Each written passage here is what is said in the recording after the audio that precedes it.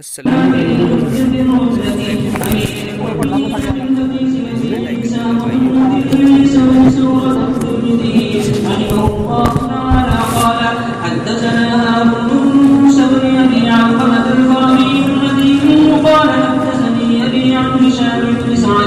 عن سعيد بن أبي سعيد عن أبيه عن أبي هريرة رضي الله تعالى عنه أن رسول الله صلى الله عليه وسلم قال قد أذهب الله عنكم عبية الجاهلية وفخرها بالآباء مؤمن تقي وفاجر شقي والناس بنو آدم وآدم من تراب. هذا حديث حسن. وسعيد المقبري قد سمع من أبي هريرة ويروي عن أبيه أشياء كثيرة عن أبي هريرة رضي الله تعالى عنه. وقد روى سفيان الثوري وغير واحد هذا الحديث عن هشام بن سعد عن سعيد المقبري عن أبي هريرة رضي الله تعالى عنه عن النبي صلى الله عليه وسلم نحو حديث أبي عامر عن هشام بن سعد. آخر المسند. والحمد لله رب العالمين وصلاته وسلامه على سيدنا محمد النبي وآله الطاهرين. دو روایتیں ہیں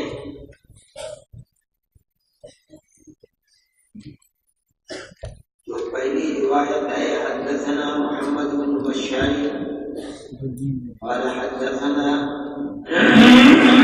ابو عامر الحمدي قال حدثنا هشام بن سعد عن سعيد بن ابي سعيد عن ابي هريره رضي الله تعالى عنه. سعید مقبولی عن ابی ہریرہ ہے یہ روایت. دوسری روایت سعید بن ابی سعید عن ابیہ عن ابی ہریرہ ہے. دو روایتیں دو سندوں کے ساتھ ہیں. پہلی سند کے اندر سعید مقبولی بغیر واسطے کے عن ابی ہریرہ بیان کرتے ہیں اور دوسری سند کے اندر اپنے والد کا واسطہ دے رہے ہیں. تو بظاہر یہ معلوم ہوتا ہے کہ جہاں واسطہ نہیں ہے وہاں سند کے اندر سکون ہے. اور صحیح روایت یہ ہے کہ جس میں کہا جا رہا ہے سعید بن ابی سعید عن ابیہ عن ابی ہریرہ رضی اللہ تعالی عنہ.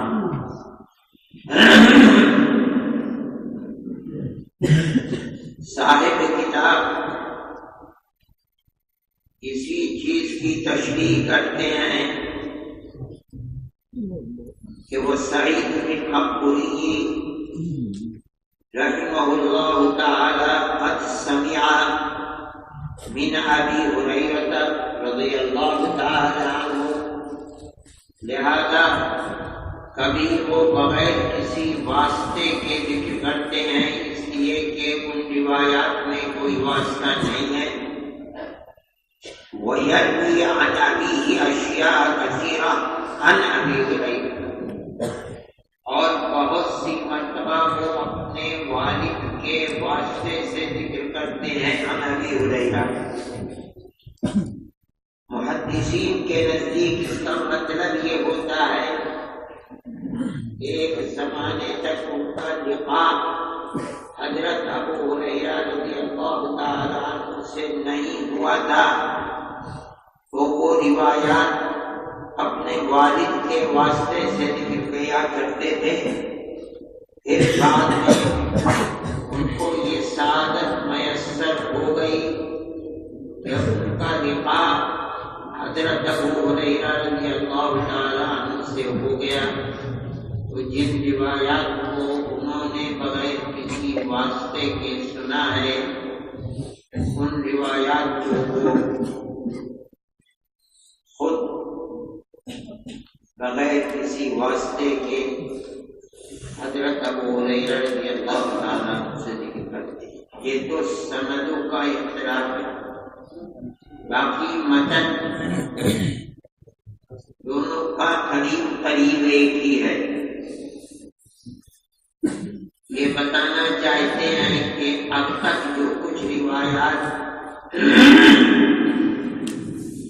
اقوام و مناقب کی گزری ہیں، اقوام اور قبائل کی خصوصیات کو آپ نے ذکر کیا ہے، ان کے فضائل کو بیان کیا ہے، یہ سب اپنی جگہ کے اوپر ہے. لیکن عند اللہ ان فضائل کا آخرت کے اندر انسان کے لیے سرخروئی کا سبب بننا، یہ موقوف ہے ایمان اور تعلق مع اللہ کے اوپر، اپنی تقوی کے اوپر.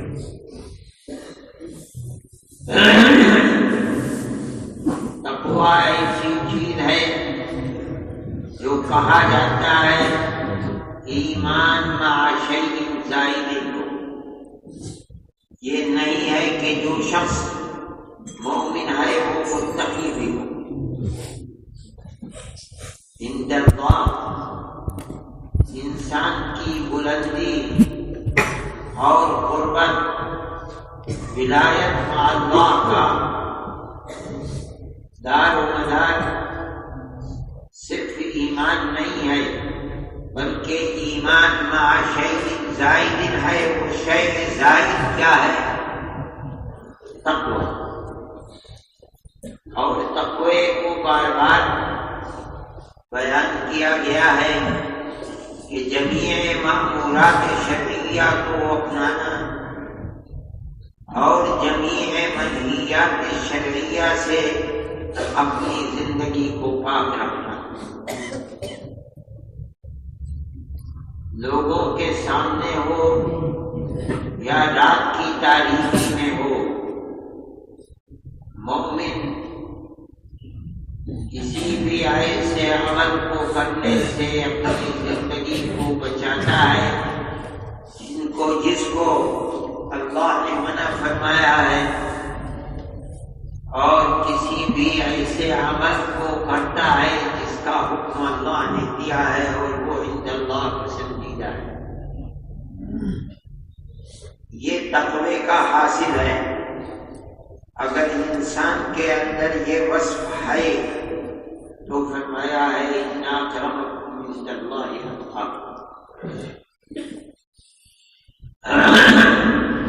یہی وہ وصف ہے جن اوصاف سے متصف لوگوں کے لیے فرمایا گیا ہے اعدت للمتقین. جنت ایسے ہی لوگوں کے لیے بنائی گئی ہے جو ایمان مع شیء زائد کو اپنی زندگی میں اتارے ہوئے ہو، اور انہی کو جنت کا وارث بتایا گیا ہے. تلک الجنت التي نورث من عبادنا من كان تقيا. ظاہر ہے کہ جب تقوی نام ہے ایمان مع شیء زائد کا، تو وہ زمانہ نبوت اور زمانہ نبوت کے بعد کا زمانہ ہے.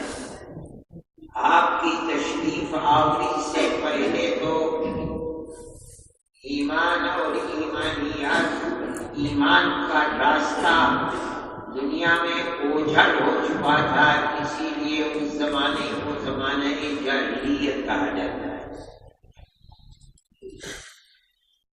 تو آپ کے آنے کے بعد ایمان آیا. آپ نے بتایا کہ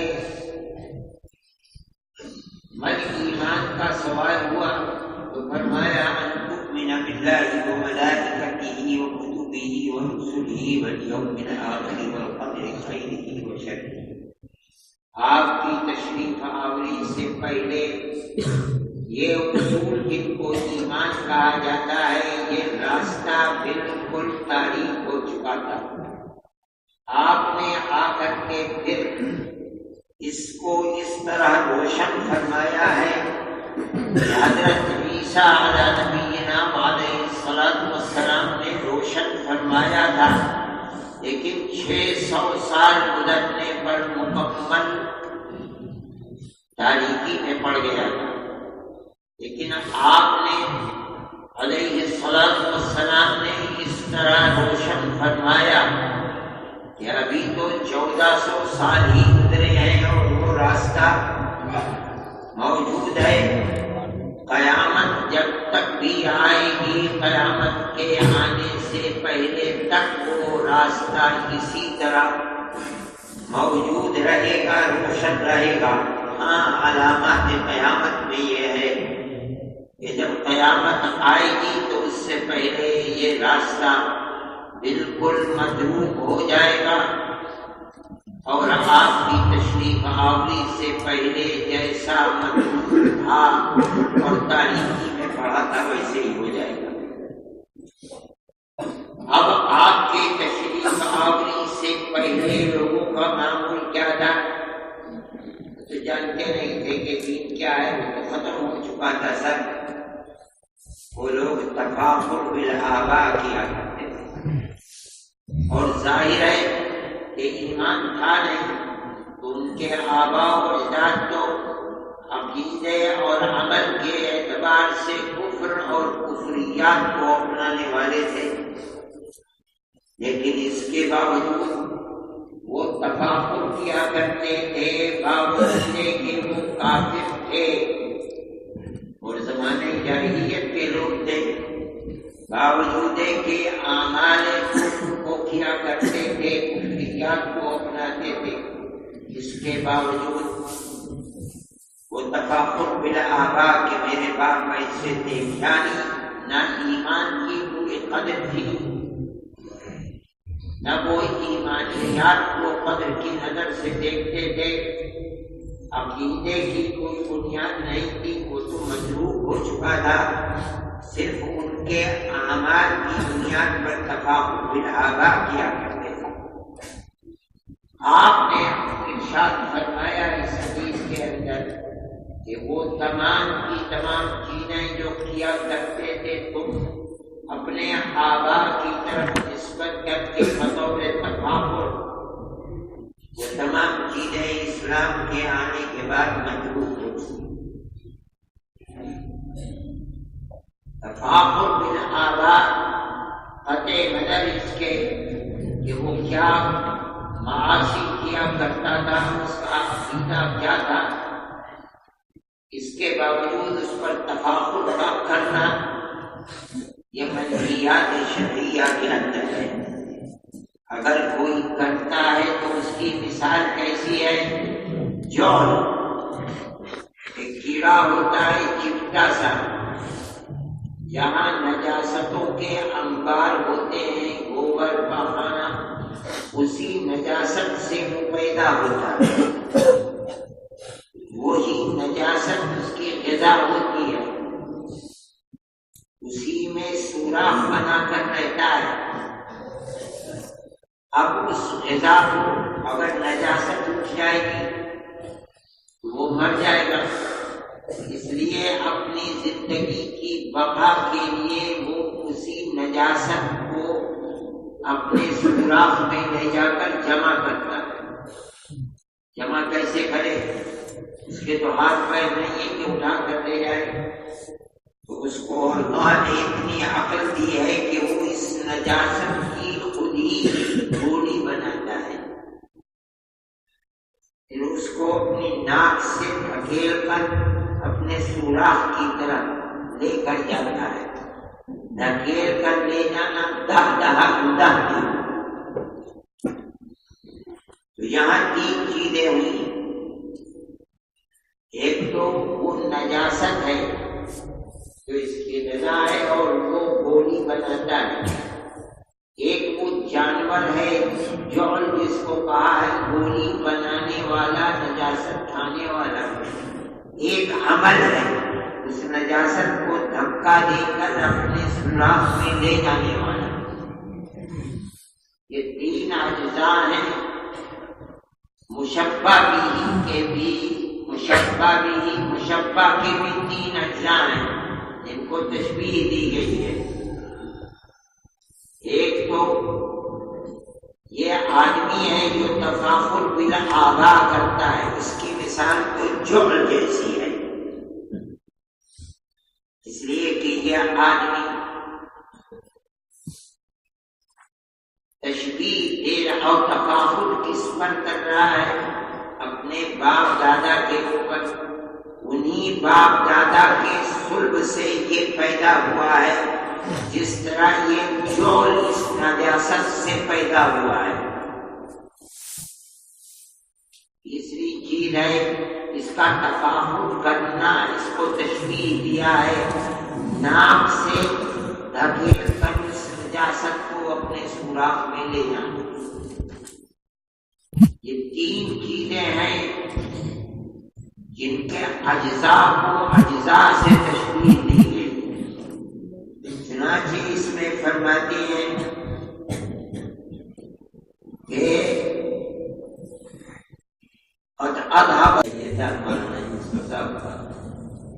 انہوں نے کتاب کو روایت نہیں ختم کرا دیا، نے میرے لیے تو روایت بھی ختم کر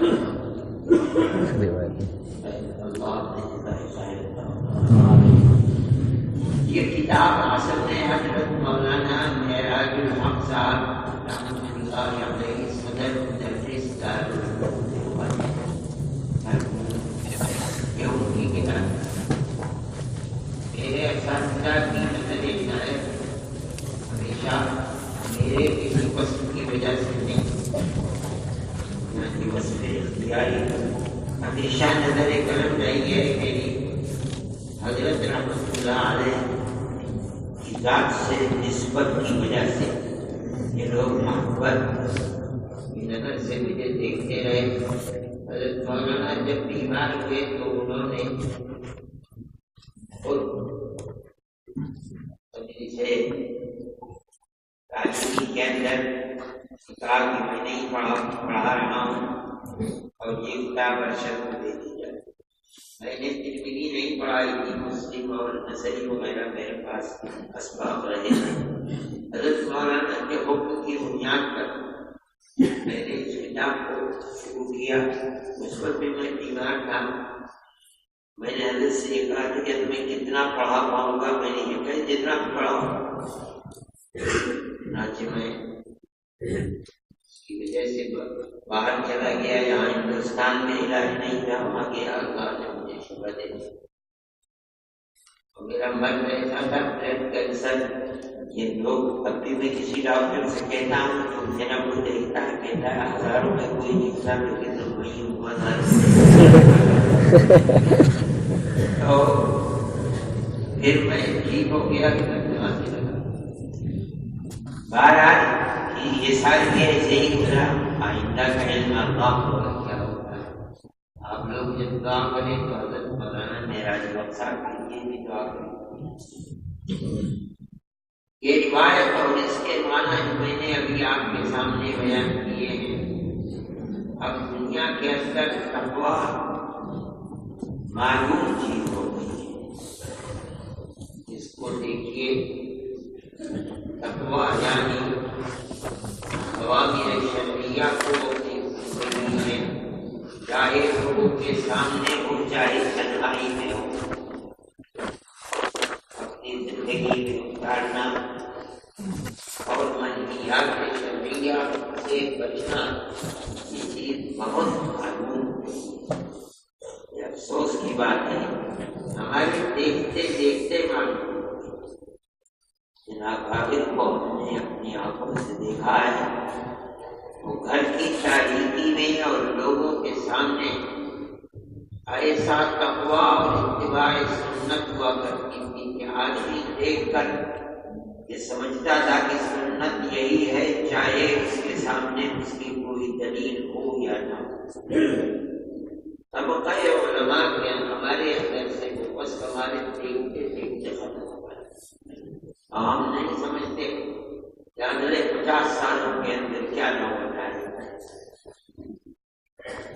لیکن ہم مکلف ہیں اس بات کے لیے، اس کے لیے کوشش کریں۔ یہ آپ حضرات میں سے ہر ایک اپنے ظاہر و باطن کو درست کرنا ہی چاہیے، تلاش کر کر کے مأمورات شرعیہ کو اپنائیے اور منہیات شرعیہ سے بچیے، اور اس اخلاص کے ساتھ یا اللہ میں دنیا اور آخرت میں آپ کی رحمت کا طالب اس لیے ہو سکتا ہے اگر اخلاص ہوگا تو ضرور اللہ کی طرف سے تائید غیبی ہوگی۔ اس لیے آپ میں سے ہر شخص اپنی زندگی کو اس طرح گزارنے کی کوشش کرے۔ دوسری بات یہ ہے کہ ان تمام علوم کے پڑھنے کا مقصد یہ ہے کہ آپ دنیا کے لیے ہدایت کا سبب۔ لوگ یہ کہتے ہیں کہ مدرسے بہت ہو گئے لیکن لوگ دنیا کے حال میں نہیں جانتے۔ بہت ہو گئے مدرسے صحیح ہے، لیکن آج بھی لوگ اتنا محتاج ہیں علوم اسلامیہ دینیہ اعمال صالحہ ترغیب کی کہ وہ گزشتہ اور ماضی کے زمانے سے کچھ کم نہیں۔ ہر گھر ہر فرد اس کا محتاج ہے علوم دنیا کے ساتھ کہ وہ علوم دین سے آگاہ۔ اس لیے آپ حضرات جہاں جائیں مدارس کو بنائیں، اور صرف انہی لوگوں کے لیے بنائیں جو لوگ بچے یا بچیاں جو لوگ دین سے ناواقف ہیں۔ آج بھی لاکھوں کروڑوں لوگ ایسے ہیں جو اپنے آپ کو مسلمان کہتے ہیں لیکن وہ کلمہ نہ جانتے ہیں نہ آپ کو پڑھ کر سنا سکتے۔ میں جانتا ہوں کہ ہندوستان میں ایسی جگہ ہے جہاں آدمی پڑھنے والا بن جاتا ہے، نماز جنازہ پڑھانے والا ایسا نہیں ہوتا ہے۔ 10 15 20 بیت جاتے ہیں کہ ان مولوی صاحب کو لے کے آؤ نماز جنازہ پڑھا دیں، اور اس کے باوجود اگر وہ مولوی صاحب نہیں ہے چھٹی پر گئے ہوئے ہیں تو بغیر دفن کیے بغیر نماز جنازہ کے دفن ہے۔ ہریانے کے بعد علاقے ایسے یہاں آج بھی میسر نہیں رہ گیا دین سے پوری۔ یہ تو حالات ہندوستان بھرا پڑا ہے۔ ان لوگوں کے ہاتھ کو پکڑنا یہ آپ کا فرض ہے، جس طرح اللہ نے آپ کے ہاتھ کو پکڑا لاکھوں کروڑوں لوگوں میں سے دارالعلوم دیوبند کو پکڑایا، اسی طرح آپ کا فرض ہے کہ آپ ان کے ہاتھ کو پکڑیں۔ نہیں پکڑیں گے تو پھر اللہ آپ سے پوچھے گا۔ تم کو یہ علم دیا تھا اس لیے کہ تم دنیا کے کمانے کا ذریعہ بنو، تمہارا بھی چلتا ہے۔ اس لیے آپ جہاں رہیے وہاں دین کا کام یعنی اللہ کے بندوں کو اللہ کے صراط مستقیم سے روشناس بنائیں، دین کی بنیادی اصول ان کو سکھائیں۔ آپ کا فرض ہے، جو نہیں کرے گا کل قیامت کے دن سے باز رہ گیا۔ علم حدیث کی اجازت تو یہ طریقہ رہا ہے کہ استاد علم حدیث کی اجازت دیتا ہے۔ مجھے بھی یہ کتاب حضرت مولانا ابراہیم صاحب بندیاوی رحمۃ اللہ علیہ سے پڑھی ہے۔ دارالعلوم دیوبند کا ایک مسلک ہے، وہ مسلک دارالعلوم دیوبند کا اپنا بنایا ہوا خانہ زاد نہیں ہے۔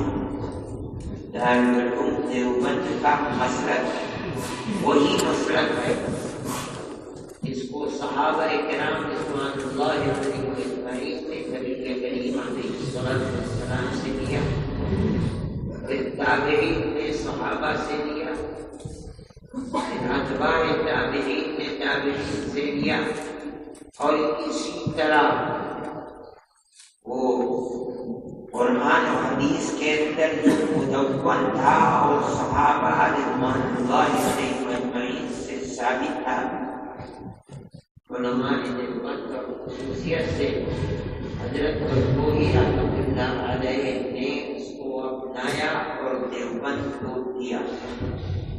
دیوبند کی بنیاد حضرت نانوتوی رحمۃ اللہ علیہ کی، مگر مسلک کی بنیاد حضرت گنگوہی رحمۃ اللہ علیہ۔ اب دنیا مفاسد کی جگہ،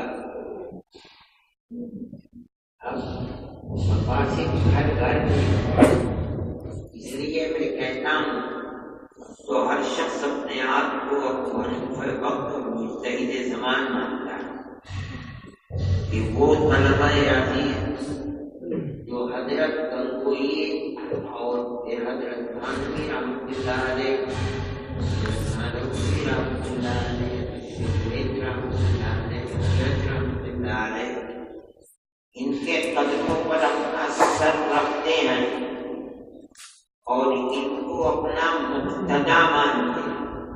مسلک دیوبند کا سمجھ میں آئے نہ آئے، دلیل ملے نہ ملے، اس مسلک دیوبند کو اپنی زندگی میں اتارتے ہیں یہ سمجھ کر کہ اللہ نے ان کو ظاہر و باطن کا علم و معرفت عطا فرمایا۔ ان کا جو مسلک ہے ہم بغیر کسی دلیل کے اس کو سینے سے لگاتے ہیں، اسی پر مرنا اور جینا اپنے لیے کامیابی کا حرکت سمجھتے ہیں۔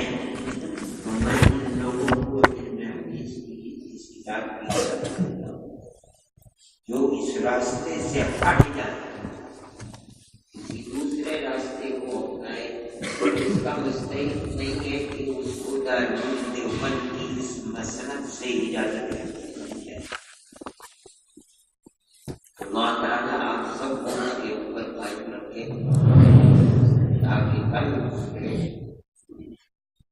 قیامت کے دن ہم اپنے اکابر کے سہارے اللہ کی جنت کی مستحق۔ آپ دعا کیجیے اپنے اساتذہ کے لیے بھی، حضرت مولانا معراج الحق صاحب کے لیے بھی، اپنے اکابر کے لیے بھی، دارالعلوم دیوبند کے لیے بھی، کہ اللہ اس ادارے کی بھی حفاظت فرمائے، فتن سے اپنے ملک کے لیے بھی کیجیے کہ ملک میں سب بسنے والوں کے دلوں میں اللہ تعالیٰ رحمت و رحمت اور محبت و پیار کو پیدا فرمائے۔ ملک جس نفرت کی سیاست کی دلدل میں اللہ تعالیٰ ہمارے اس ملک کو جو ہمارا ملک ہے اس نفرت اور بغض و عناد اور دشمنی کی دلدل سے نکالنے اور خیر و برکت کا گہوارہ بنائے۔ اس طرح ہم ہزاروں سال سے ملک میں پیار و محبت کے ساتھ رہتے چلے آئے ہیں، گاؤں در گاؤں، شہر در شہر، قصبہ در شہر در قصبہ، اسی طرح اللہ تعالیٰ مستقبل کو بھی بنائے اور سب بسنے والوں کے دلوں میں محبت و پیار کو پائے۔ دعا جن لوگوں نے بچے دیے ہیں ان سب کے لیے بھی دعا کیجیے، اللہ تعالیٰ سب جو بیمار ہیں، مولانا جمیل صاحب ہیں، صاحب ہیں اور یہ بھی مدد سب کے لیے شفا کی بات۔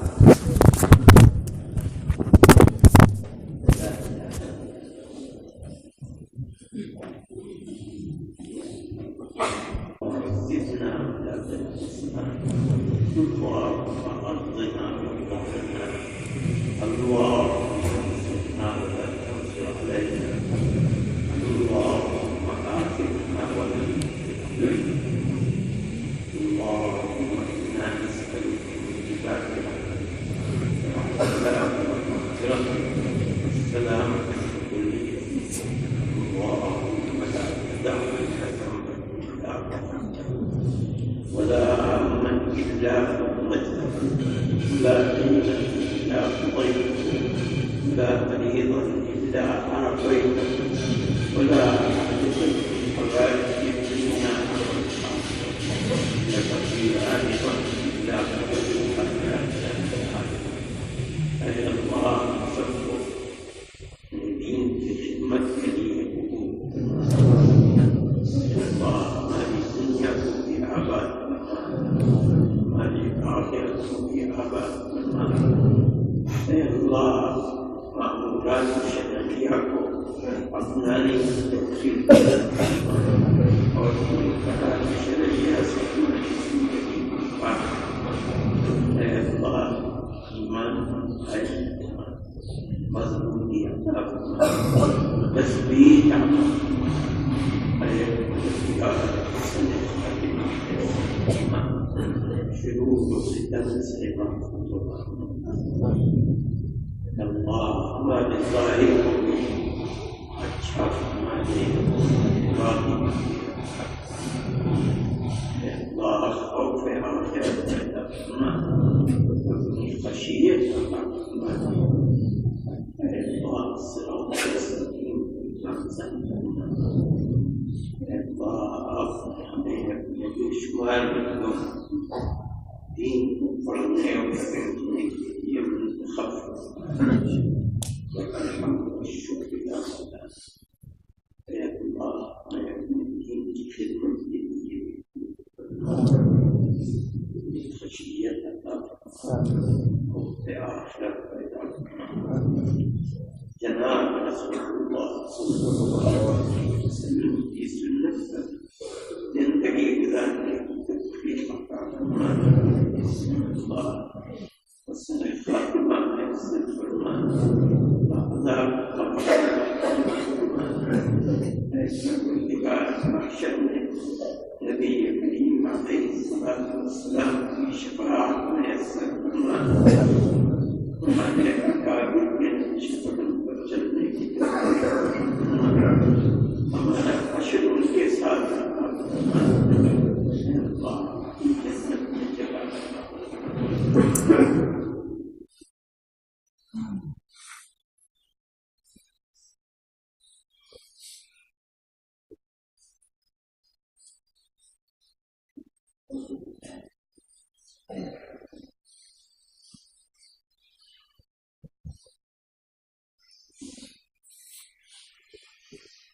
آج سے بابری مسجد کا قضیہ چل رہا ہے اللہ تعالیٰ مسلمانوں کے لیے عزت و آبرو کو فیصلہ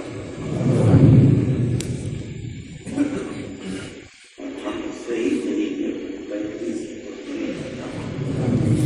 ملک میں امن و امان پائے یا محبت کو ماضی کی طرف مستقبل ملک اس جگہ میں ساتھ اور سب کو سے پورے خلاصی آتا شروع فتن سے محبوب کہ اللہ ہم آپ کے بہت قریب بننے اے پروردگار گناہوں میں پھنسے ہوئے سر سے پیر تک ڈوبے ہوئے ہمارے گناہوں کی مغفرت کر عمل صالح تصویر عطا فرمائیے لا الہ الا اللہ تمام ہمارے اساتذہ اور موجودہ اساتذہ حفاظت فرمائیے مزید اخلاص و نجات عطا فرمائیے اے پروردگار ظاہری اور باطنی نہیں فضل و کرم سے ہر طرح خیرات و برکات سے ہماری دنیا کو بھی آباد آخرت کو بھی آباد وصلی